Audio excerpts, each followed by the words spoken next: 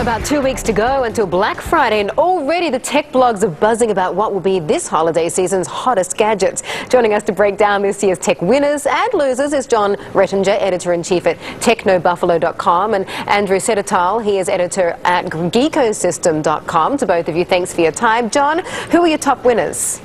The top three winners are definitely going to be the Apple iPad, the tablet that started the tablet craze. Number two would be the new motion controlling system launched by Microsoft called the Kinect, where your body actually becomes a controller.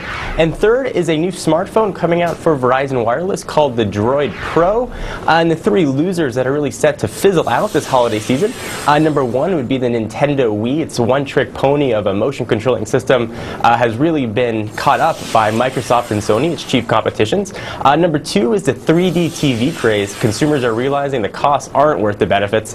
And number three is the Palm Pre 2. It's got a fantastic operating system called WebOS, but is not being served properly by very last generation hardware. Andrew, I see that you've got one of those names on your list as well, but ironically you've got Microsoft's Kinect not on your winners list, but on your losers list. What are you seeing that's perhaps different from Jon? That's right. I mean, I think that the Kinect is going to be a very big deal. The problem is it's being put out by Microsoft. It's a major play in the Xbox market. It may not be a big enough deal to justify itself.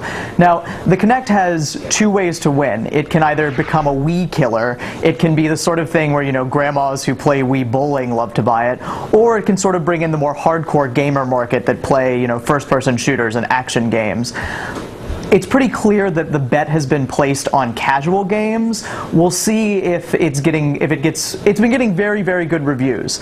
I'm just not convinced that those reviews are good enough to make it a Wii killer, but I'd love to hear what Jon has to say about it. Yeah, what do you think, Jon? Sure, absolutely, and I don't think that it has to necessarily kill anything. Microsoft's $500 million market push is going to be more than enough to pique curiosity for people to go ahead and pick this up, not to mention the Xbox's very wide user base. It's got a commitment from all the major third-party developers as well as Microsoft's own in-house studios.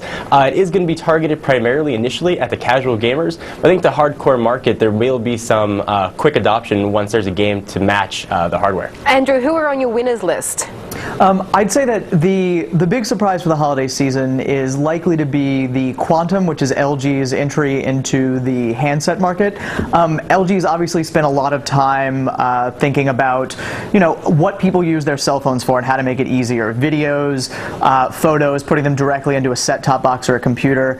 On the other end of the spectrum for wireless handsets, Samsung's Continuum is pretty likely to be a loser. It seems like, you know, and the Android platform is a very good toolbox for the handset manufacturers.